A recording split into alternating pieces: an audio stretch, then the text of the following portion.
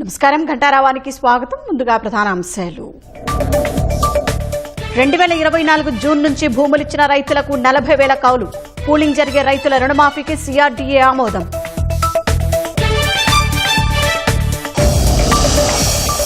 $9,076 కోట్ల పెట్టుబడులకు SIPB ఆమోదం. 10,531 మందికి ఉద్యోగాలు వచ్చే అవకాశం.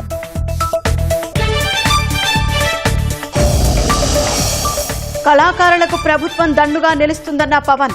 ఏపీ హస్తకళలు లోకల్ టు గ్లోబల్ స్థాయికి చేరాలని పిలుపు.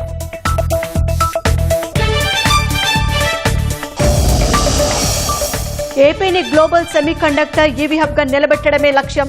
పెట్టుబడులు పెట్టాలని కొరియా సంస్థలకు లోకేష్ ప్రతిపాదనలు.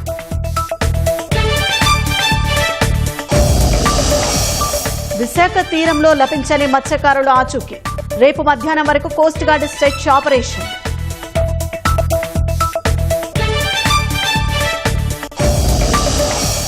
అభివృద్ధి తప్ప విస్తరణవాదం తమ విధానం కాదన్న ప్రధాని. భారత్ ఇండోనేషియా కలిసి సాగితే చరిత్ర సృష్టిస్తామని వ్యాఖ్య.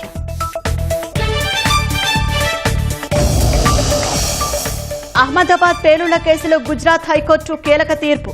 38 మందికి ప్రత్యేక కోర్టు విధించిన మరణశిక్షకు సమర్థన.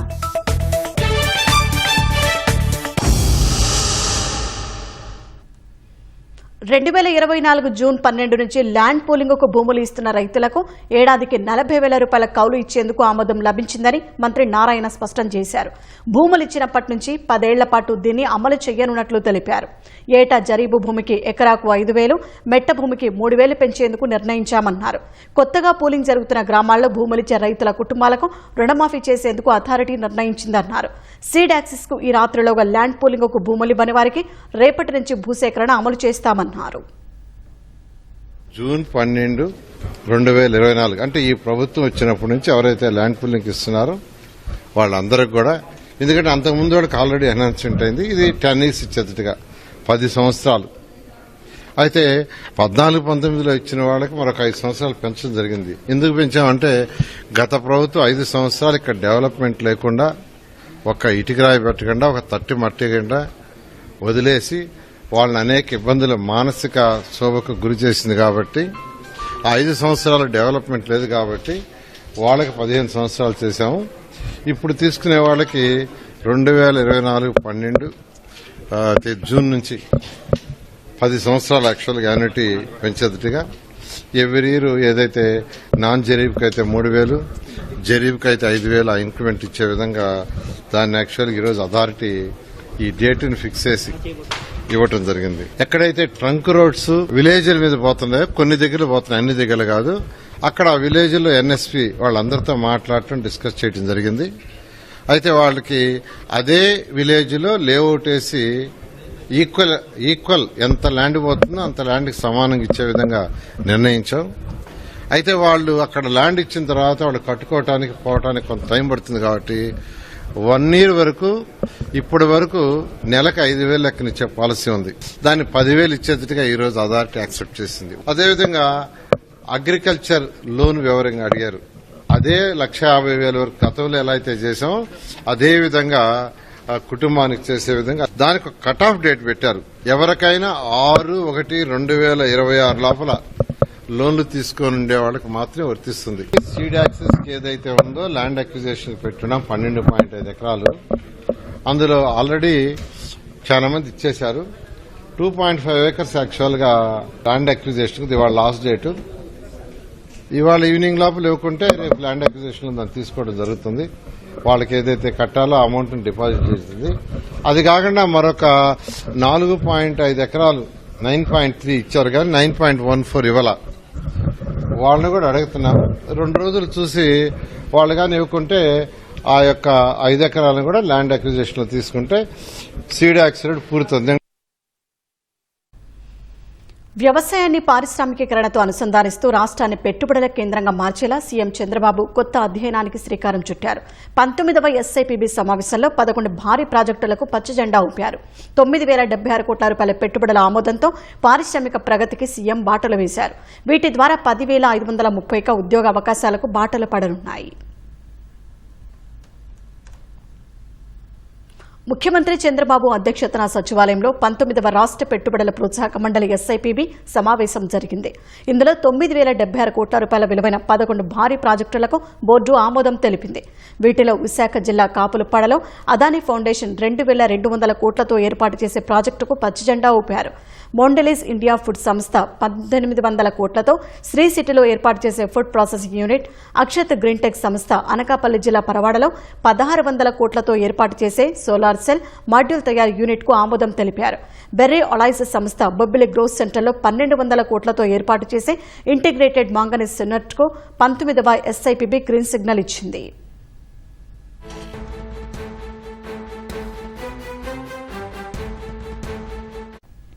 భవిష్యత్తులో ఇథనాల్కు పెరగనున్న డిమాండ్ను సద్వినియోగం చేసుకునేలా సరికొత్త ఇథనాల్ బ్లెండింగ్ పాలసీని తీసుకురావాలని సీఎం చంద్రబాబు అధికారులను ఆదేశించారు.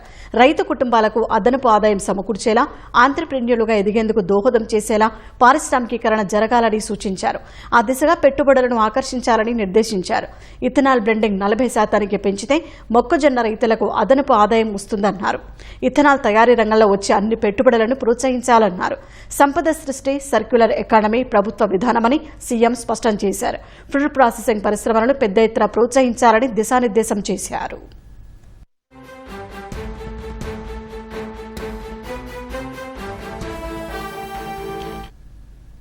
పర్యాటక రంగంలో అపార అవకాశాలు ఉన్నాయని సీఎం అన్నారు. తిమ్మమ్మ, మర్రిమాను సహా రాష్ట్రంలో 100 టూరిస్ట్ స్పాట్ల దగ్గర ఎక్స్పీరియన్స్ సెంటర్లు ఏర్పాటు చేయాలని ఆదేశించారు. పర్యాటక రంగం నుంచి జీఎస్డీపీ వాటా పెరిగేలా చూడాలని నిర్దేశించారు. రాష్ట్రంలో పర్యాటక రంగ అభివృద్ధికి అవసరమైన హోటల్ గదులు పెద్ద ఎత్తున వస్తున్నాయన్న సీఎం దీనికి కృషి చేసిన అధికారులను అభినందించారు.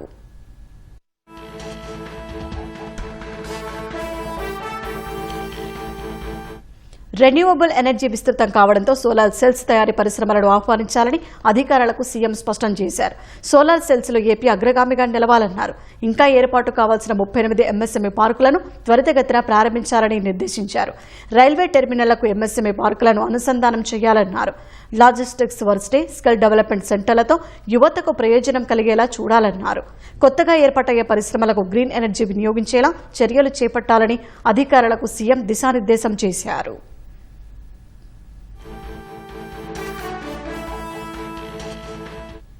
రెండేళ్లలో ఇప్పటి వరకు 19 ఎస్ఐపిబి సమావేశాలు నిర్వహించగా 339 ప్రాజెక్టులకు ఆమోదం దక్కింది. వీటితో మొత్తం 11,86,271 కోట్ల రూపాయల పెట్టుబడులు రానున్నాయి. 10,41,821 మందికి ఉద్యోగ ఉపాధి అవకాశాలు లభించనున్నాయి.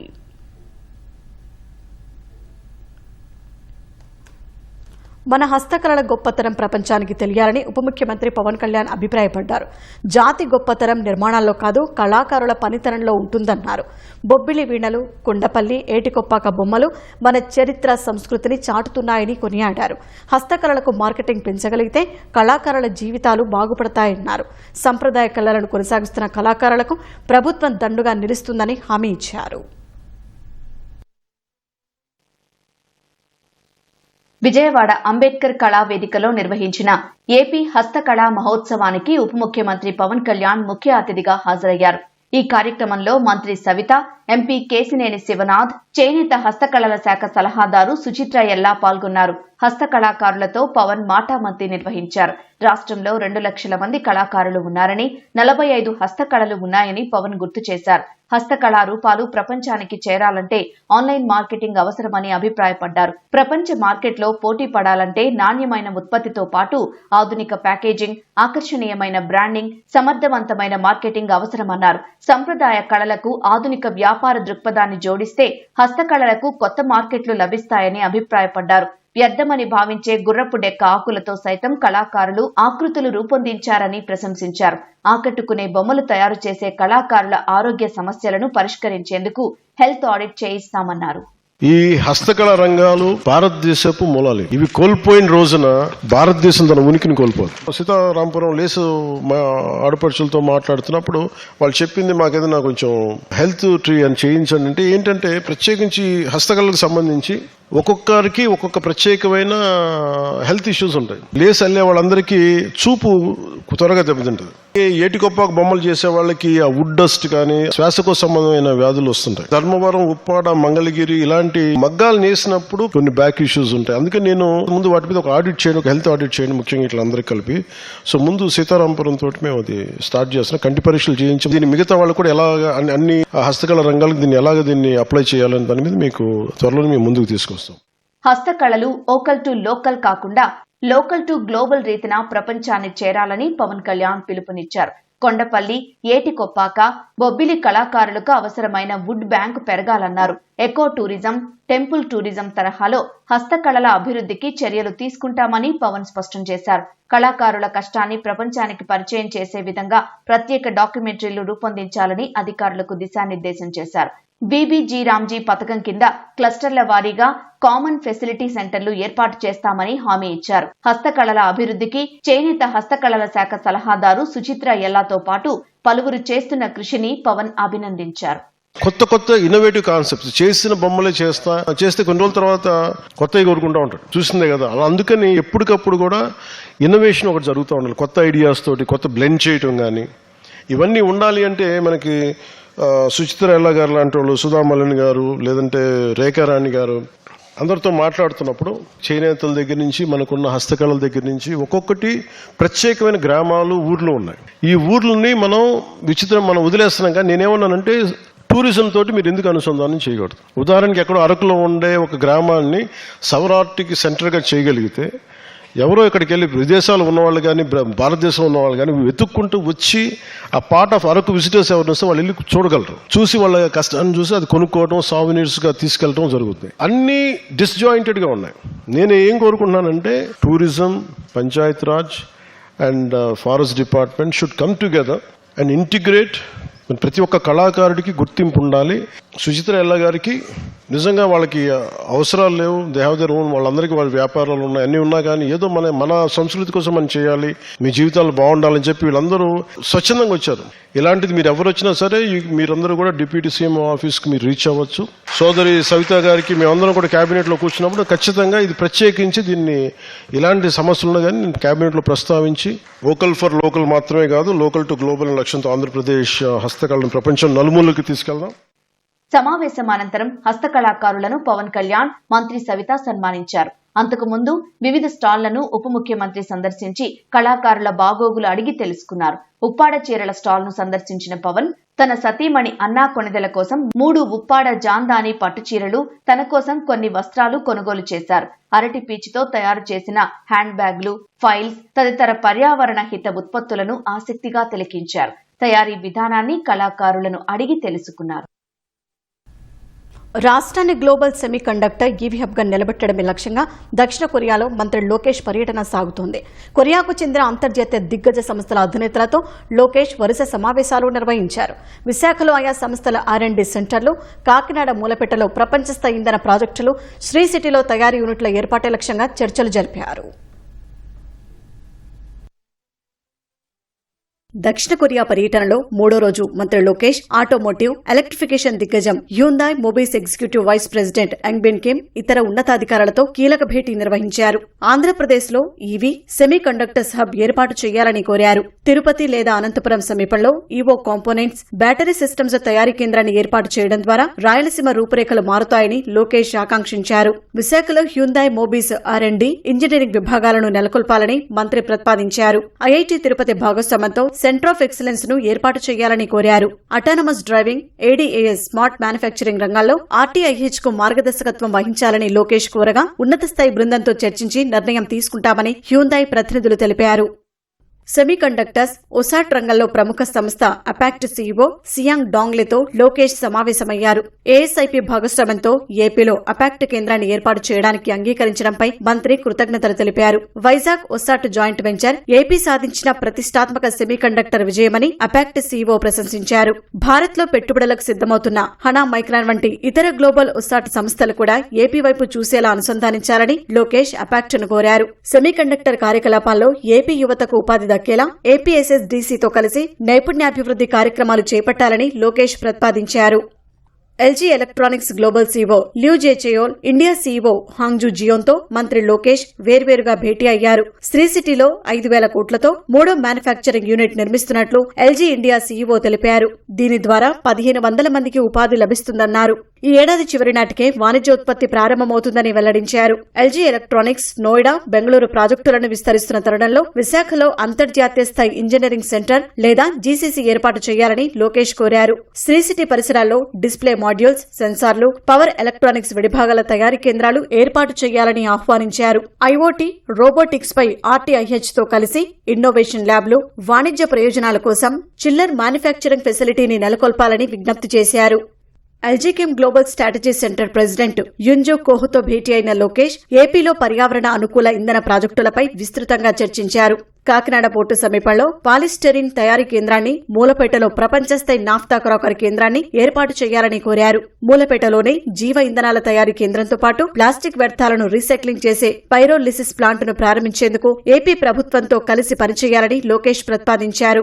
భారతదేశంలో సమగ్ర EV, battery power storage ecosystem వ్యవస్థను సృష్టించేందుకు క్యాథోడ్ యాక్టివ్ మెటీరియల్ సెల్ తయారీ కేంద్రం ఏర్పాటు చేయాలని కోరారు. మంత్రి లోకేష్ తాజాగా ప్రతిపాదించిన విషయాలపై ఉన్నత స్థాయి కమిటీతో చర్చించి త్వరలోనే నిర్ణయం తీసుకుంటామని చెప్పారు.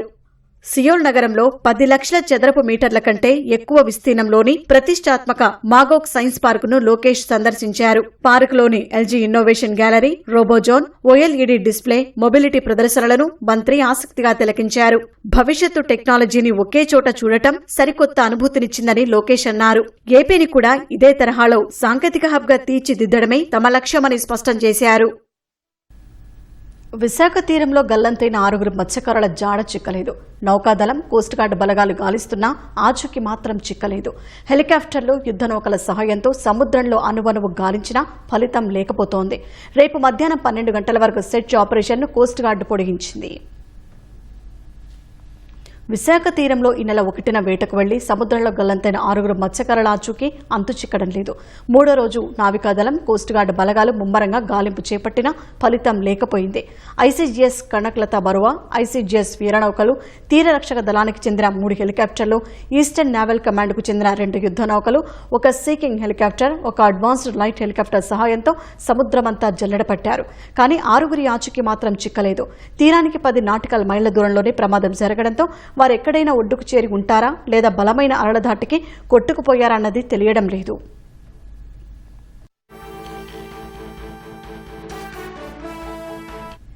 రెస్క్యూ ఆపరేషన్ను ఇవాళ సాయంత్రం 5 గంటలకు ముగిస్తామన్న తీర ప్రాంత రక్షణ దళం బాధిత కుటుంబాల అభ్యర్థనతో అర్ధరాత్రి 12 గంటల వరకు పొడిగించింది. గాలింపు చర్యలు ముగిసిన వెంటనే మృతదేహాలు లభ్యమయ్యాయా లేదా అనే అంశంపై కోస్ట్ గార్డు అధికారులు అధికారికంగా ఈమెయిల్ ద్వారా నిర్ధారణ పంపనున్నారు. కోస్ట్ గార్డు నుంచి నివేదిక అందిన వెంటనే గల్లంతైన కేసులకు సంబంధించి 3 సభ్యుల కమిటీ ధృవీకరణను అధికారులు జారీ చేయనున్నారు. ఈ ధృవీకరణ పత్రం ఆధారంగా పరిహార ప్రక్రియ వేగవంతం కానుంది. ధృవీకరణ పత్రం అందిన వెంటనే బాధితుల కుటుంబాలకు గ్రూప్ యాక్సిడెంట్ ఇన్సూరెన్స్ స్కీమ్ కింద ఒక్కో కుటుంబానికి 5 లక్షల రూపాయల చొప్పున బీమా మొత్తాన్ని మంజూరు చేయడానికి అవసరమైన చర్యలను అధికారులు ప్రారంభించనున్నారు. గల్లంతైన వారి ఆచూకీ కోసం మత్స్యకారుల కుటుంబాలు కన్నీరు మున్నీరుగా విలపిస్తున్నారు. తమ వాళ్ల ఆచూకీ కనిపెట్టాలని వేడుకుంటున్నారు. బాధితులకు అధికార యంత్రాంగం ధైర్యం చెబుతోంది. గల్లంతైన మత్స్యకార కుటుంబ సభ్యులకు ఆర్థికంగా ఆదుకుంటామని భరోసా ఇస్తున్నారు. మరోవైపు ప్రమాదం నుంచి బయటపడిన చిన్నాకు ఐసీయూలో వైద్యం అందిస్తున్నామన్నారు. మరో అరగంట ఆలస్యమై ఉంటే చిన్న ప్రాణాలు పోయేవని వైద్యులు చెబుతున్నారు.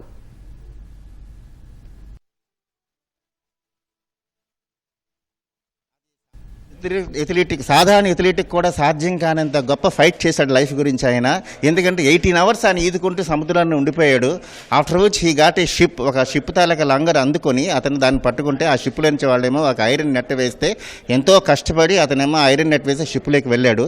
ఆ షిప్లో వాళ్ళు భాష ఈయనకి తెలియదు, ఈయన భాష వాళ్ళకి తెలియదు. కానీ వాళ్ళు మన తాలూకా కోస్ట్ గార్డ్ తాలూకా హెలికాప్టర్ వచ్చి ఎయిర్ లిఫ్ట్ చేసేదాకా వాళ్ళు సాయం చేశారు. తాగడానికి నీళ్లు, తినడానికి ఏది ఇచ్చారు వాళ్ళు తినేదే వీనికి ఇచ్చారు. పేషెంట్ క్వైట్ స్టేబుల్గా ఉన్నాడు. ఆయన తాలూకా పారామీటర్స్ అన్ని బాగానే ఉన్నాయి. అయితే కొద్దిగా నీరసంగా కనిపిస్తున్నాడు. అంటే ఏంటంటే ఆయన చెప్పిన దాన్ని బట్టి ఆయనతో మాట్లాడిన దాన్ని బట్టి ఏంటంటే మొత్తం వాళ్ళ ఫ్యామిలీ మెంబర్స్ 7 వెళ్ళారంట. 7లో ఈయనొక్కడే బయటికి వచ్చింది. మిగతా వాళ్ళ సంగతి ఏమో ఆయనకి తెలియదు, ఎవరికి తెలియకుండా అయిపోయింది. అదొక మెంటల్ షాక్లో కానీ మెంటల్ వరీలో కానీ ఉండడం మూలన ఆయనకు నీరసంగా ఉంది. ఆయన మాత్రం స్టేబుల్గా ఉన్నాడు. తప్పకుండా ఆయన 1-2 రోజులు డిశ్చార్జ్ అయిపోవడానికి అవకాశాలు ఉన్నాయండి.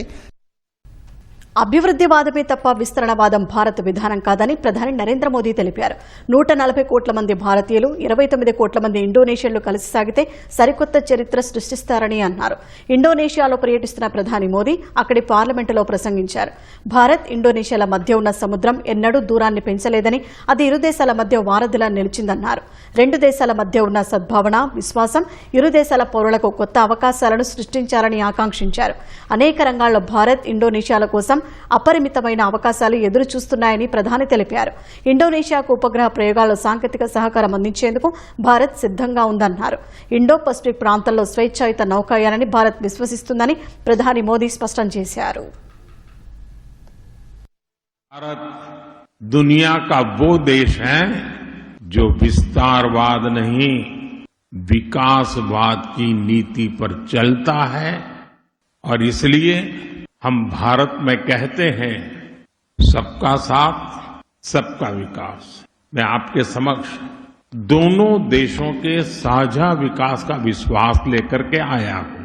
मैं ये संकल्प लेकर आया हूं कि भारत और इंडोनेशिया मिलकर पूरी मानवता को एक नई ऊर्जा से भर दे सकते हैं. जब भारत के 140 करोड़ नागरिक, इंडोनेशिया के 29 करोड़ नागरिक साझा प्रयासों से मिलकर आगे बढ़ेंगे तो दुनिया एक नया इतिहास रचते हुए देखेगी. 2008 నాటి అహ్మదాబాద్ వరుస బాంబు పేలుళ్ల కేసులో గుజరాత్ హైకోర్టు కీలక తీర్పు వెలువరించింది. ఈ కేసులో 38 మంది దోషులకు గతంలో ప్రత్యేక న్యాయస్థానం విధించిన మరణశిక్షను, మరో 11 మందికి విధించిన జీవిత ఖైదును కోర్టు సమర్థించింది. జస్టిస్ ఏవై కోగ్జే, జస్టిస్ సమీర్ దవేలతో కూడిన హైకోర్టు డివిజన్ బెంచ్ దిగువ కోర్టు ఇచ్చిన తీర్పును సవాల్ చేస్తూ దాఖలైన అన్ని అప్పీళ్లను తోసిపుచ్చింది. నిషేధిత ఉగ్రవాద సంస్థ ఇండియన్ ముజాహిదీన్ సభ్యులకు ప్రత్యేక కోర్టు విధించిన శిక్షలకు ఉన్నత న్యాయస్థానం సమర్థించింది. 2008 జూలై 26న కేవలం 70 నిమిషాల వ్యవధిలోనే అహ్మదాబాద్ నగరాన్ని 21 బాంబు పేలుళ్లు కుదిపేశాయి. ఈ పేలుళ్లలో 56 మంది ప్రాణాలు కోల్పోగా 200 మందికి పైగా తీవ్రంగా గాయపడ్డారు. బాంబు పేలుళ్ల ధాటికి గాయపడిన బాధితులకు చికిత్స అందిస్తున్న కొన్ని ప్రముఖ ఆసుపత్రులను సైతం ఉగ్రవాదులు లక్ష్యంగా చేసుకుని పేలుళ్లకు పాల్పడ్డారు.